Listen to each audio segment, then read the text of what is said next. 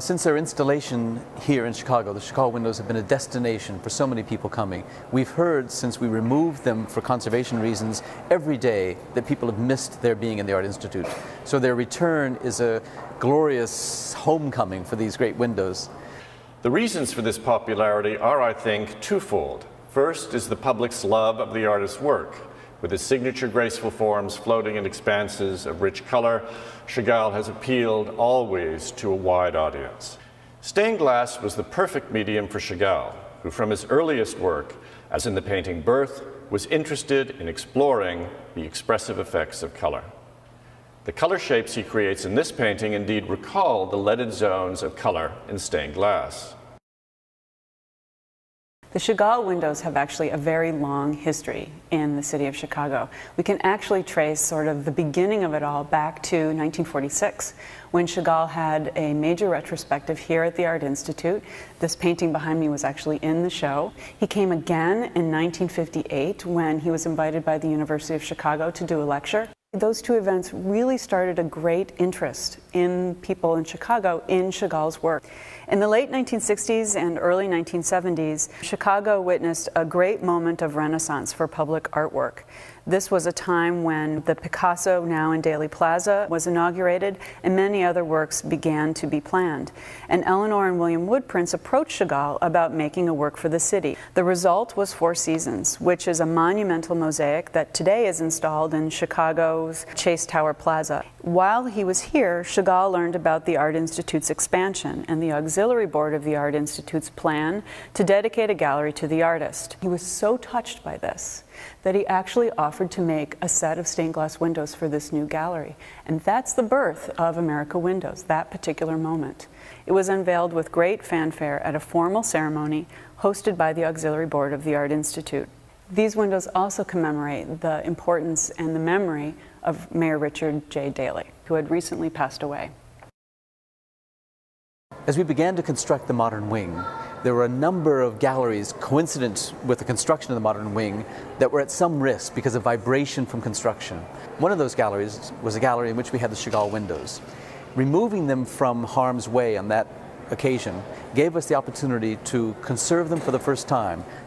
We were very pleased to have an opportunity to study these windows when they were deinstalled a few years ago for the construction of the modern wing. We had not had a chance to look at them when they were installed originally in 1977. They arrived and were instantly installed in place, and we had limited technical information about them. So we needed to learn as much as we could once they arrived in the lab about how they were painted. And it's been an interesting process learning about it. As we began to examine the windows in the lab, we became aware that there was a very hazy gray film over many areas of the window, particularly in areas where the paint was quite rough and textured. When we looked at it closely with analysis, we realized that there's a lot of linseed oil and a lot of calcium carbonate sitting on the surface. We think that these are residues of the caming putty. And over time, this residual oil has just attracted a lot of dirt. The windows have been on display for decades, and we needed to find a way to remove some of this hazy film. Once we were satisfied that we understood the technology of the windows, that the paint is in fact well fired to the surface, we looked at a number of cleaning methods using solvents and using soaps, and settled on a use of a mild soap and some elbow grease and a little bit of patience, and we were able to remove some of this gray hazy film, most of it. And I think what we've been able to do is allow a little bit more light to pass through the windows, returning them more to the state they were in when Chagall was painting them. In a traditional medieval stained glass, each piece of glass is the same color throughout, with one exception. In medieval red glass, the colorant is so strong that the red looks black. It causes the glass to go opaque. So the medieval artisan learned to create a sandwich of glass. He took a gather of molten clear glass, colorless glass, dipped it into red glass, and blew his cylinder and flattened it to a sheet of glass, with the result that the glass has a very thin layer of red on the back of it. This kind of glass is called flashed glass. Charles Marc, who is the glassmaker who worked with Chagall in the creation of these windows, adapted this technique of flashed glass to really brilliant effect.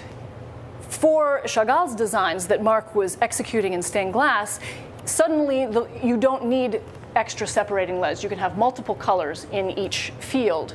There are several wonderful examples of this use of flashed glass and the acid washing that can render washed effects here. I'd like you to look at an area such as this. This is actually, we think, a piece of yellow glass with a blue flash on the back of it.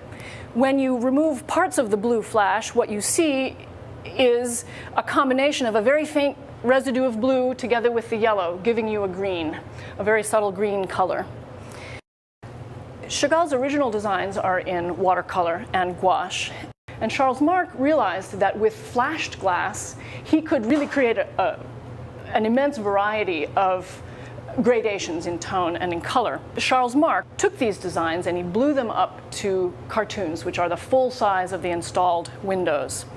He then examined the colors and the rhythms of the design and decided where he would like to divide up the windows. These are called cames, these dividing lines, and it's Charles Marc who decides how the glass can be cut, how it can be safely cut, and how large a piece he can use. Once the design is set, he chooses the colors that best represent Chagall's designs.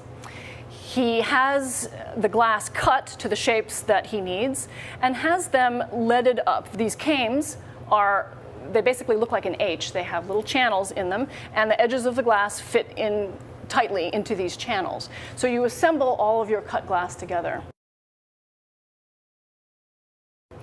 This assembly then went to Chagall's studio, where it was painted.